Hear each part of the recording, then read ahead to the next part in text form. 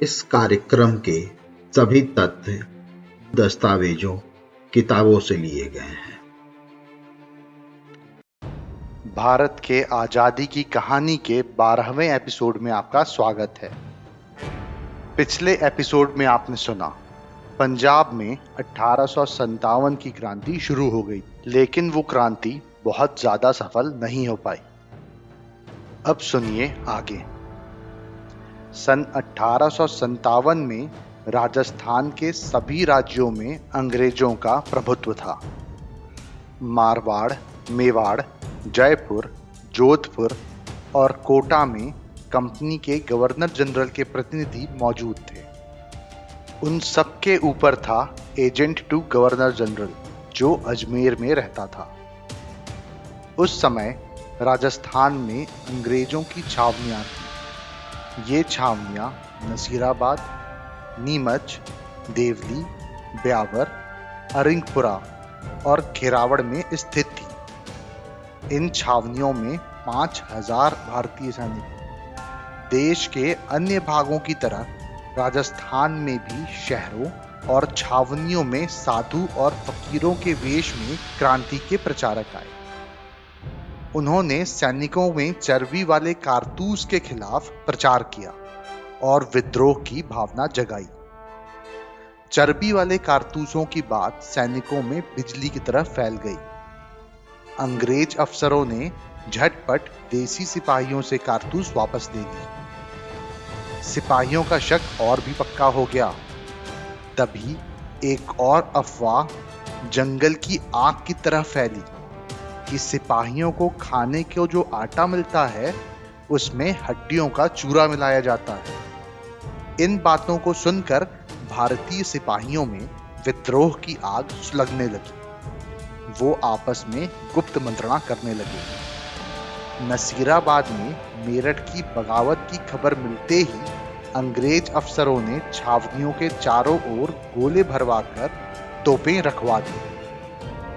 इससे भारतीय सिपाही और भी परेशान हो गए। आखिर 28 मई 1857 को दोपहर 3 बजे 15वीं इन्फेंट्री के सिपाहियों ने क्रांति का बुगल फूंक दिया। अपने हथियार लेकर बैरकों से बाहर निकल आए। उधर तोपों पर तैनात भारतीय सिपाहियों ने जरा भी देर नहीं की। उन्होंने छावनी पर अंग्रेजों के हमले को विफल करने के लिए तोपों का मुंह मोड़ दिया।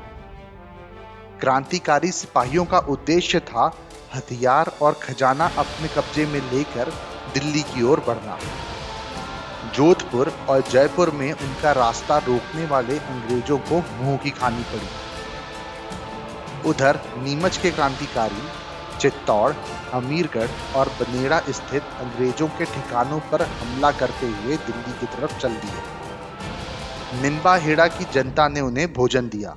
उधर ईरनपुरा सैनिक टुकड़ी जब मेवाड़ के रास्ते दिल्ली की ओर बढ़ी तो औवा के ठाकुर कुशाल सिंह भी उनके साथ थे। राजस्थान के agent to governor general George Lawrence के साथ औवा में ठाकुर कुशाल सिंह की टक्कर हुई। इसमें अंग्रेज लॉरेंस हार गया और क्रांतिकारी दिल्ली की ओर बढ़ गए।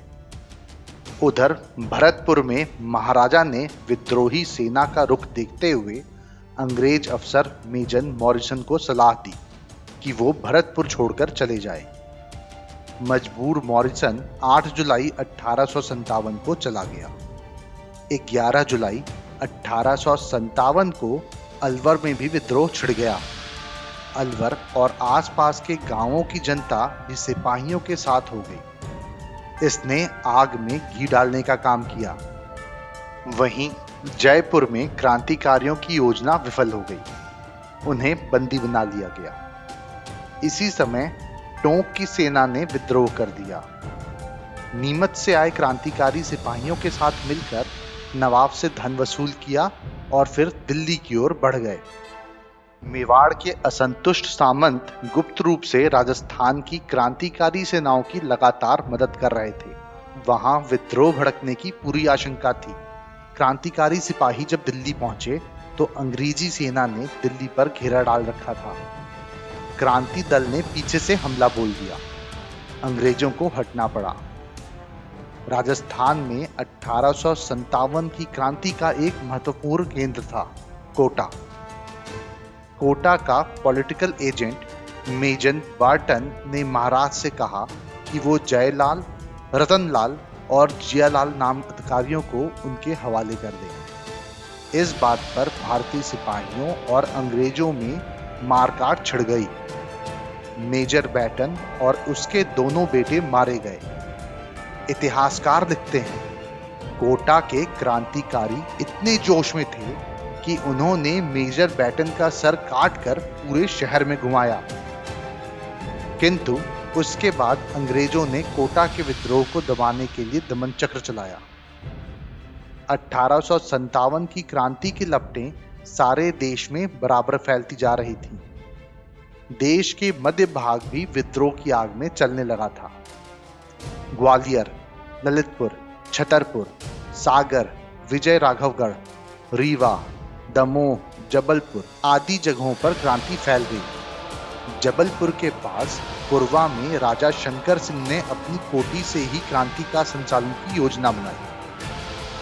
52वीं रेजिमेंट के सिपाहियों का आना जाना बराबर बना हुआ था, किंतु किसी गद्दार ने यह बात अंग्रेजों तक पहुंचा दी। 14 सितंबर 1857 को कैप्टन ने अंग्रेज सिपाहियों के साथ राजा शंकर शाह और उनके बेटे रघुनाथ शाह को गिरफ्तार कर लिया। इन पर चटपट मुकदमा चला और 2 माह बाद बाप बेटे को अगले ही दिन तोपों से बांधकर उड़ा दिया गया। राजा शंकर शाह और उनके बेटे रघुनाथ शाह के बलिदान से सारे क्षेत्र में अंग्रेजों के प्रति घृणा फैल गई। भारतीय सिपाहियों ने उसी रात विद्रोह की घोषणा कर दी। इसी घटना से बेचैन होकर विजय राघवगढ़ के राजा सरयू प्रसाद ने भी विद्रोह की घोषणा कर दी। राजा सरयू प्रसाद की उम्र उस समय मात्र 17 साल की थी। उसके सिपाहियों ने अंग्रेजों के घोड़े छीन लिए। बाद में रीवा में अंग्रेज सेना और क्रांतिकारी सेना में युद्ध हुआ। पराजित होने के कारण सरयू प्रसाद फकीर का वेश बनाकर वहां से निकल गए, परंतु अंग्रेजों ने उन्हें 1964 में गिरफ्तार कर दिया। जबलपुर में उन पर मुकदमा चला और काला पानी की सजा दी गई, किंतु राजा सरयू प्रसाद स्वाभिमानी व्यक्ति थे। उन्होंने आत्महत्या कर ली और इस तरह एक और वीर सिपाही शहीद हो गया। इन्हीं दिनों बघेल खंड के स्वतंत्रता वीर ठाकुर रनमत सिंह ने असगर में अंग्रेजों का शासन खत्म किया और नौगांव छावनी पहुंचे, जहां क्रांतिकारी सेना उनसे मिल गई।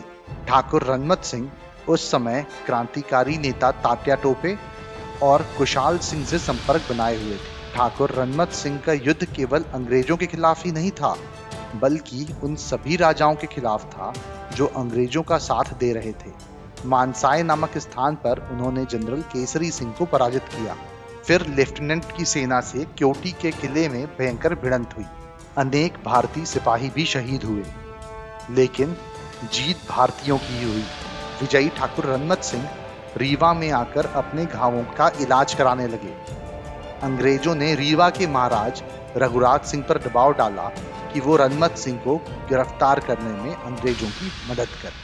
मुझे उम्मीद है आपको ये कहानी पसंद आई होगी। ऐसी ही और कहानी सुनने के लिए हमारे चैनल को लाइक और सब्सक्राइब करें। इस कहानी को ज़्यादा से ज़्यादा शेयर करें। जल्द ही मिलते हैं एक और नई कहानी या किस्से के साथ। तब तक के लिए धन्यवाद।